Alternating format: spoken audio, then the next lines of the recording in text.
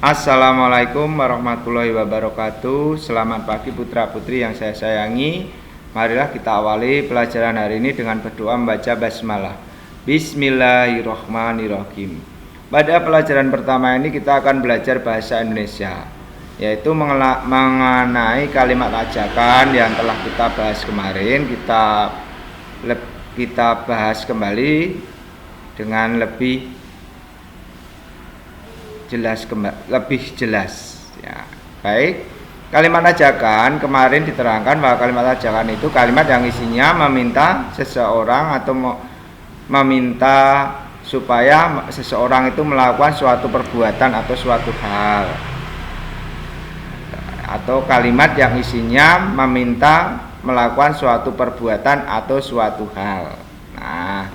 Nah, kalimat ajakan itu biasanya itu diakhiri tanda seru seperti ini kayak pentung, tapi bisa juga tanda titik. Nah, contohnya ini. Yang pertama, ayo kita pergi ke perpustakaan. Yang kedua, Udin mari kita membersihkan halaman. Yang ketiga, marilah kita rajin belajar.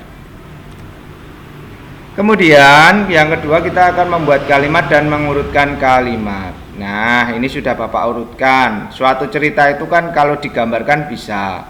Dan itu cerita yang baik itu ya tentu urutan ceritanya itu urut ya, sehingga bagus ceritanya. Contohnya ini sudah Bapak urutkan. Nanti kalau belum urut, supaya menjadi cerita ya kita harus mengurutkan secara bagus. Yang pertama ini kan orang menebang hutan. Karena tidak kamera sembarangan maka menimbulkan gundul. Nah, setelah gundul terjadi hujan menyebabkan banjir. Nah, ini jelas.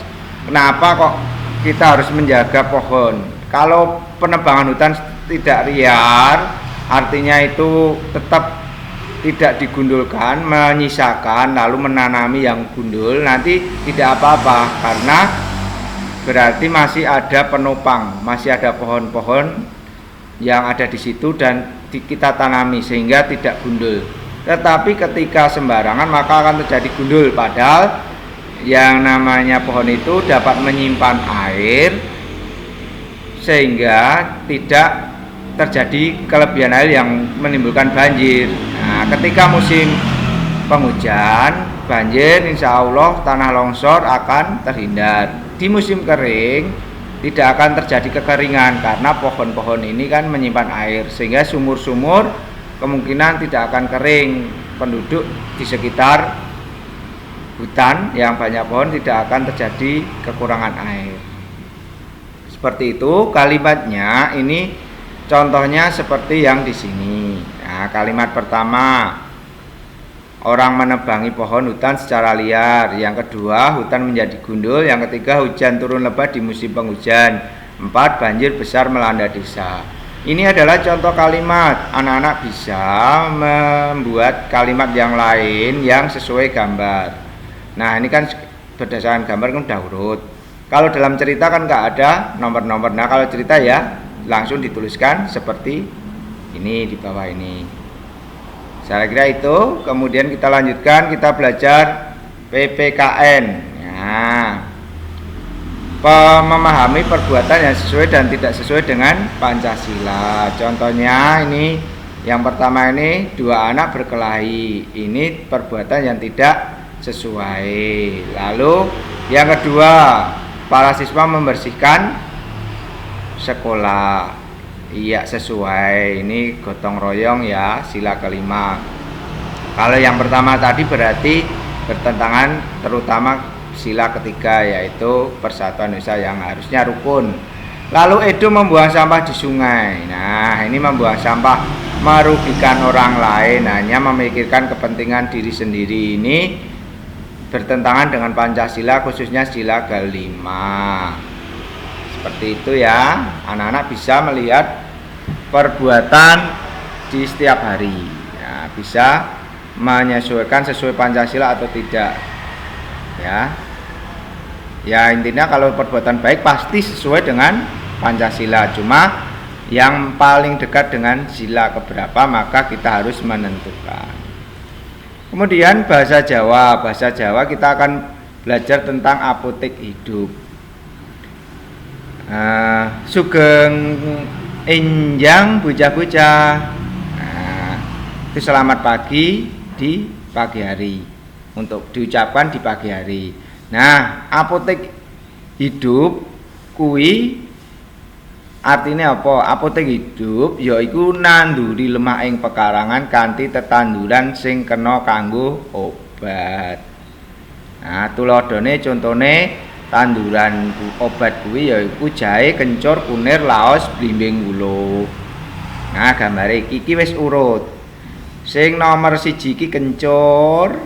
Nah, iki laos, iki blimbing wuluh, iki kunyit utawa kunir, iki jahe. Nah, iki wis urut nggih. Nah, iki sing dhuwur tak tulis wis urut.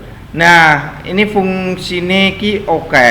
Nah, contone nek umpamane kunir, laos, kencur, laos, kunir, jahe kuwi secara umum iki kena kanggo nyegah penyakit kanker. Nah, ini kabeh kena. Nah, sing nek blimbing wuluh kuwi kanggo ning vitamin C, mengandung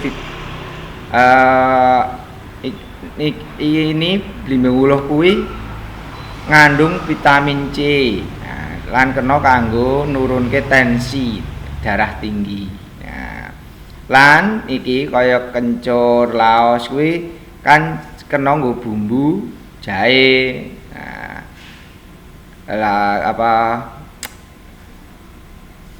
kunyit utawa kunir kan kena nggo bumbu. Nah, penyedap rasa lan iso kanggo tanaman rempah-rempah kanggo ngangetke awak.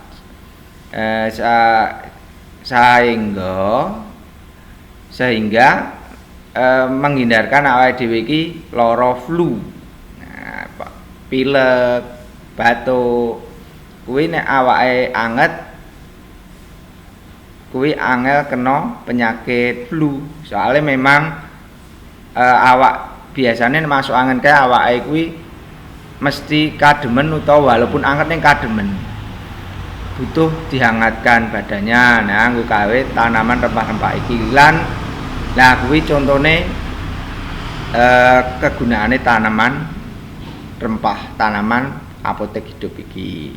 Bocah-bocah iso buka gunane akeh banget. Nek engko iso dibuka, diwaca lewat internet atau lewat buku. Contone ya kuwi mau. Nah, nek sik kaya jahe kencur kuwi ya lengkuas, jahe kencur, laos, kunir kuwi iso nggo gawe nyegah kanker. Nah, nek blimbing wuluh kuwi sumber vitamin C. Nah, ya padha iso ngatasi flu, sing liyane ya iso ngatasi flu. Blimbing wuluh uga kena kanggo ngurangi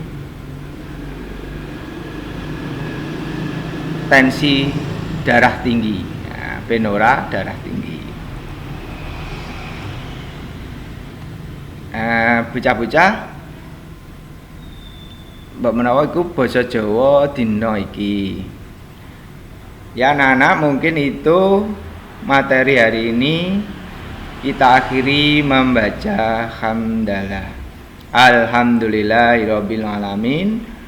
Assalamualaikum warahmatullahi wabarakatuh.